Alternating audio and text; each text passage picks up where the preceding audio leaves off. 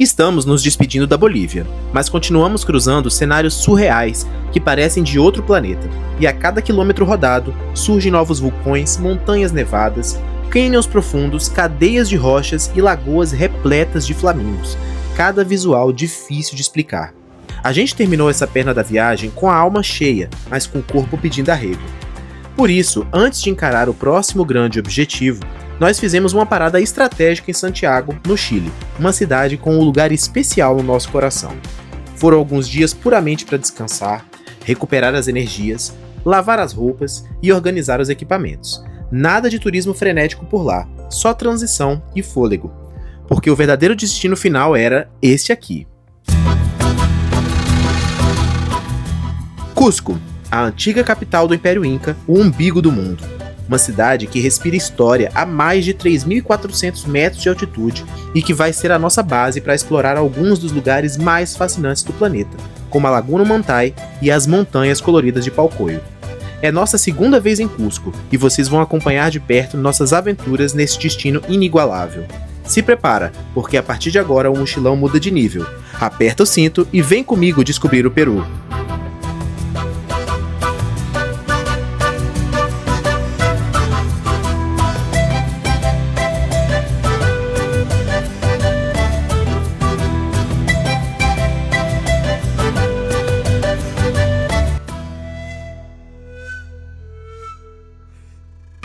E é isso, pessoal. Chegamos aqui no aeroporto de Santiago.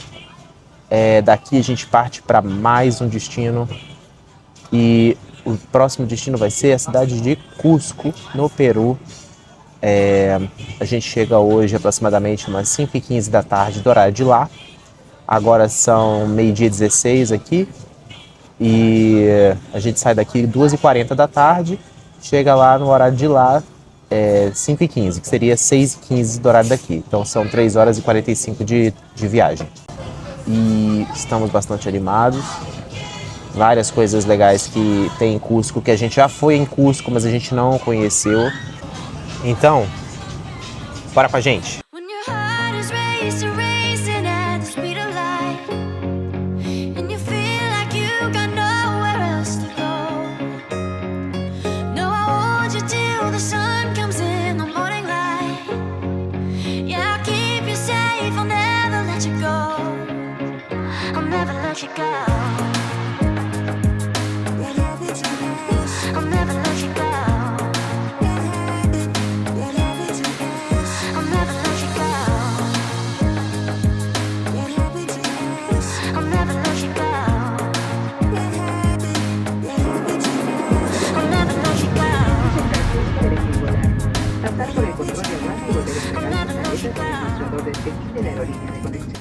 E chegamos aqui no nosso hotel, pessoal, aqui em Cusco. É o Terra Sagrada. Tá muito bem localizado esse hotel. E é muito bonitinho também. O nosso quarto é um quarto confortável. Não é um hotel luxuoso, mas é um hotel que supre as nossas necessidades, está bem localizado. Eu gostei muito do atendimento na hora do check-in. E gostei também do fato deles darem pra gente a opção de levar o café da manhã nos nossos passeios mais cedo, antes do horário do café da manhã do hotel. Coisa que a gente teve também no outro hotel aqui em Cusco, na nossa outra viagem, então eu gostei bastante. O hotel, gente, é muito bonitinho, olha só. Tem um jardim aqui, central. Eu estou aqui no andar de cima, nós estamos hospedados aqui no andar de cima. E de dia a gente vai ver melhor como aquele é. Mas pelas fotos ele já era bem legal. Então, é aqui que nós estamos. Um estilo clássico e de super bom gosto. E aqui, então, gente, é o nosso quarto. E ele é aconchegante. Vou fechar aqui a porta. Tem uma mesinha de trabalho, uma poltrona, estão as nossas malas aqui. O banheiro aqui à esquerda. Um quarto simples, mas com tudo que a gente precisa. Tudo feito de madeira, uma cama grande, king, e um armáriozinho ali pra gente colocar as nossas coisas. Então, tem uma TV e pra gente tá de bom tamanho. A moça que nos recebeu também foi muito fofa, nos deu várias dicas aqui, nos deu esse mapa. E aqui tem os pontos principais aqui da região central. Ela fez algumas anotações dizendo para onde ir, mais para a esquerda, para a direita, o mercado, a praça de armas e tudo isso. Então vai ajudar bastante. A gente, claro, tem um mapa no celular, mas tendo o mapinha também na mão, já com tudo demarcado, também ajuda, né?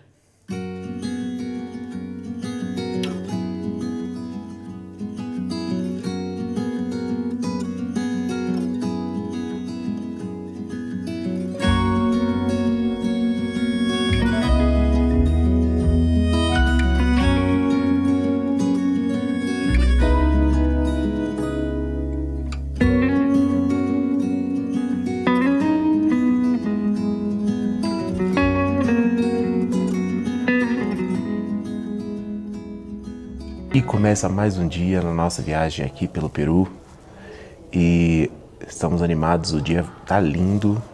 Pena que a previsão diz que não vai ficar tão bonito como está. Diz que vai nublar ao longo do dia, mas o dia promete, a gente tem muitos lugares para conhecer, muitos lugares para mostrar para vocês também. Então bora descobrir juntos os segredos de Cusco e vocês têm muitas coisas maravilhosas para conhecer junto com a gente.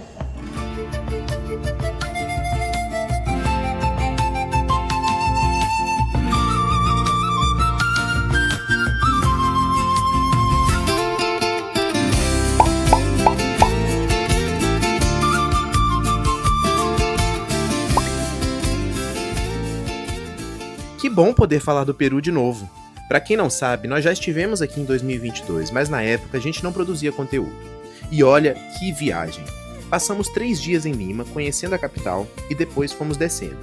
Passamos por Ica, com aquele deserto enorme e o visual surreal do oásis de Huacachina, que parece cenário de filme.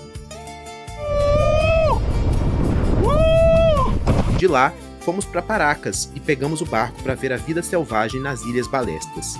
Depois, o rumo foi ao norte, subindo a altitude de Huaraz, com trilhas cinematográficas e lagoas inacreditáveis, cada uma com cores de águas próprias que a gente custa acreditar que são de verdade. Esse destino em especial pretendemos repetir em breve.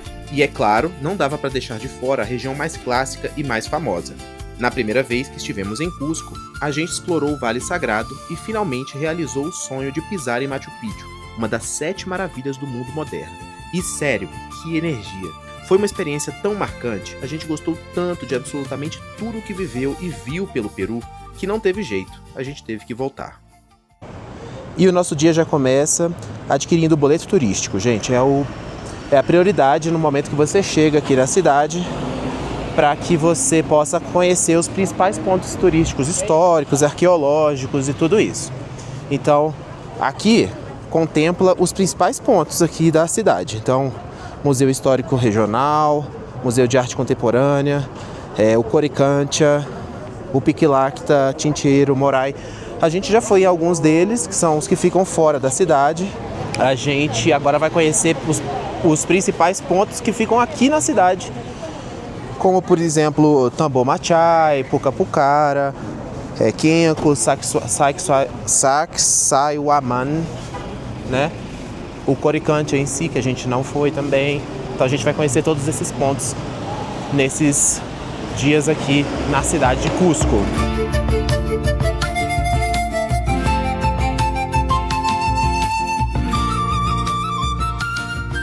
E o nosso ponto de partida, gente, é a Plaza de Armas, onde encontramos aqui a Catedral de Cusco e diversos outros monumentos históricos clássicos aqui da cidade de Cusco, que quem vem aqui não pode deixar de conhecer. Então, um espetáculo arquitetônico, essa igreja. uma beleza.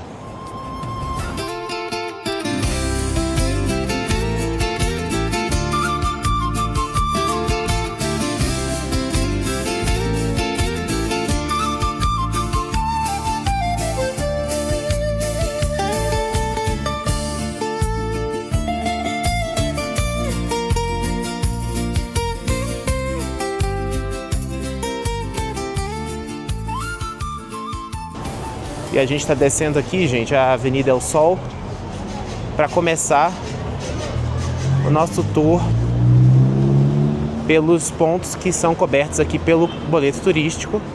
E a gente vai agora no Coricancha, que é um templo inca que foi preservado parcialmente, mas construído um convento, que é o convento de Santo Domingo, que foi construído em cima dele.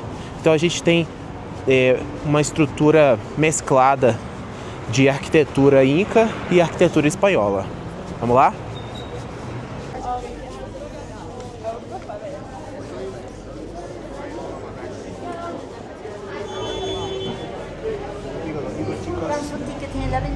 Yo les espero adentro.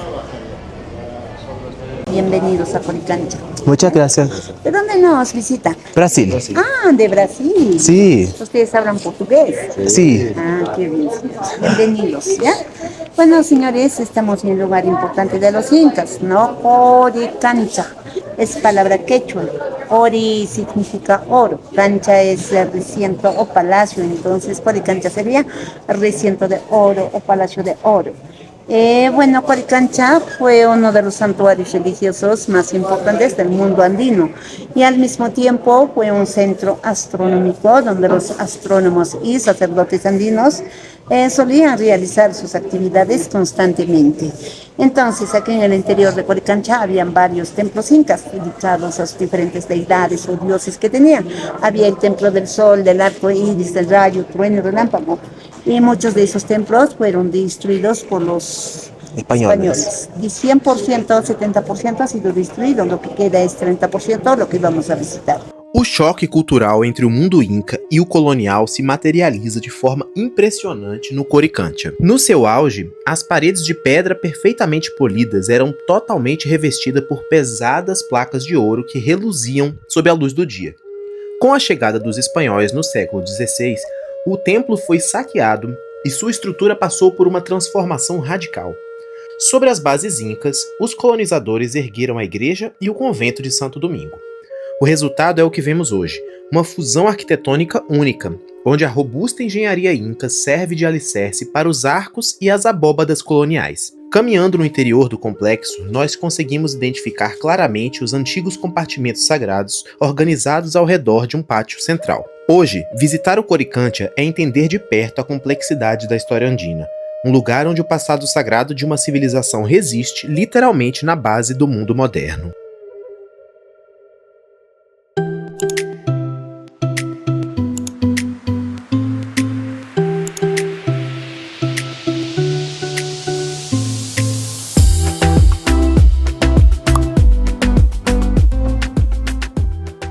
E aqui na Praça Maior, gente, ou Plaza de Armas, um movimento enorme de turistas.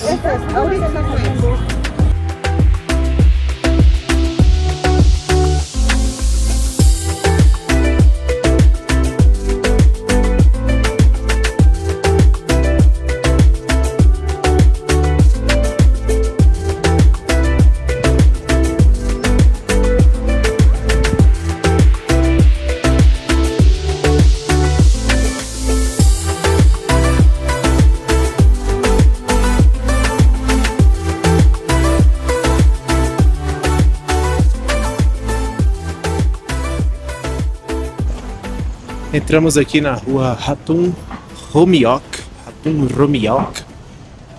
É a rua onde está localizada aquela pedra dos 12 ângulos, um ponto turístico super famoso aqui na cidade. E vamos conhecê-la agora.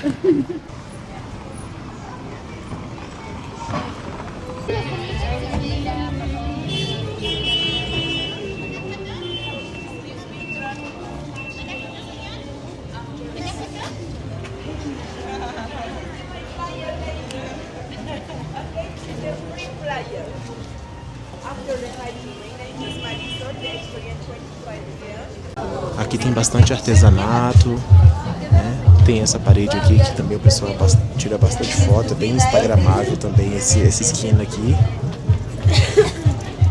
E subindo mais um pouquinho a gente vai chegar até a Pedra dos 12 Ângulos. Um monte de gente para tirar foto, que é a seguinte pedra, onde está essa menininha tirando foto aqui. Então você percebe que é uma grande pedra com 12 ângulos. As pessoas param para procurar qual é a pedra, para contar o número de ângulos para saber se é a pedra certa.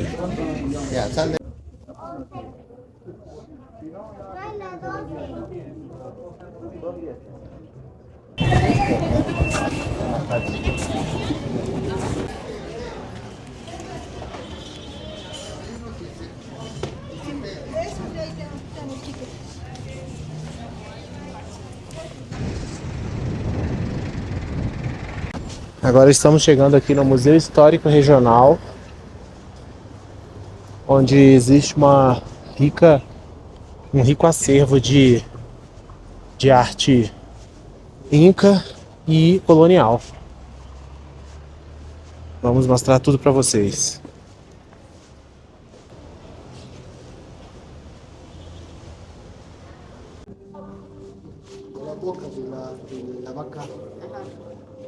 Buenas tardes.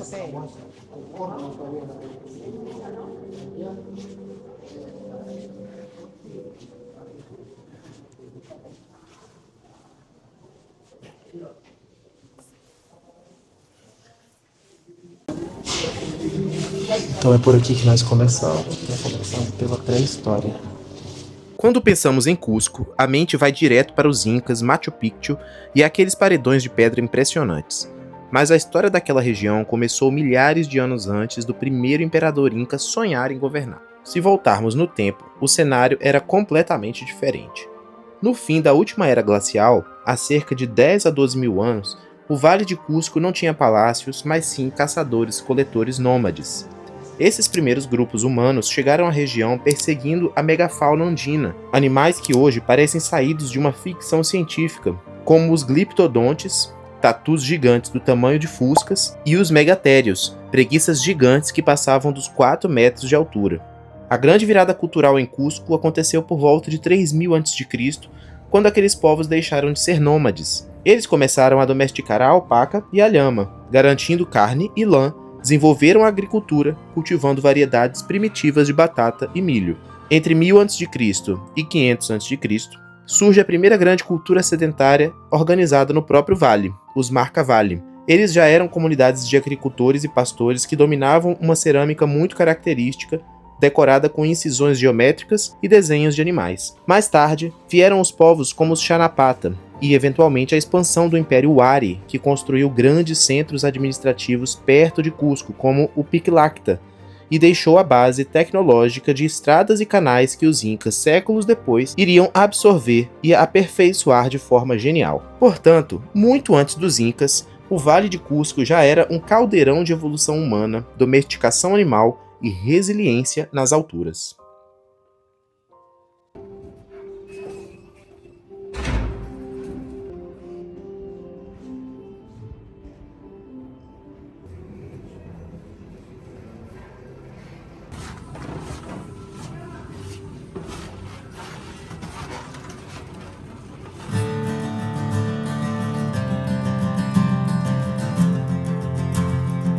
A arte colonial em Cusco não nasceu do encontro, nasceu do confronto. Quando os espanhóis consolidaram a invasão no século XVI, a estrutura física dos templos incas foi imediatamente acompanhada por uma violenta imposição cultural e religiosa. A ordem era clara: apagar as divindades andinas e catequizar a população à força. Para isso, os colonizadores trouxeram a estética do barroco e do maneirismo europeu para impressionar, com o uso dramático de luz e sombra e altares cobertos de folhas de ouro. Mas como os pintores espanhóis não davam conta de tanta demanda, eles precisaram treinar os artistas indígenas locais. E é aí que a história ganha uma reviravolta fascinante. Esse processo deu origem à Escola Cusquenha de Pintura. Sob o pretexto de pintar santos católicos, os artistas indígenas criaram uma resistência silenciosa e sincrética. Eles misturavam as regras europeias com a própria visão de mundo. Eles passaram a retratar a Virgem Maria com o manto em formato de montanha, uma alusão direta a Pachamama, a Mãe Terra.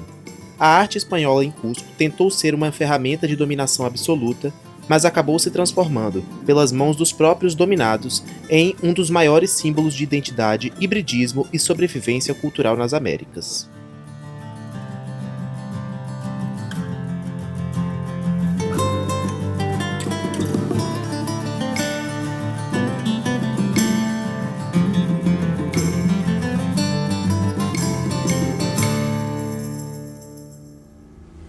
No próximo episódio, nós vamos desbravar um dos cenários mais intrigantes da Terra, as montanhas coloridas de Palcoyo, aqui no Peru. Esqueça as multidões. A mais de 4.900 metros de altitude, a própria Terra se transforma em uma pintura viva de tons vermelhos, dourados e lavanda. É a força da natureza e da história andina pulsando diante dos seus olhos. Prepare o fôlego. O nosso próximo destino vai mudar a sua forma de enxergar o mundo. Até lá!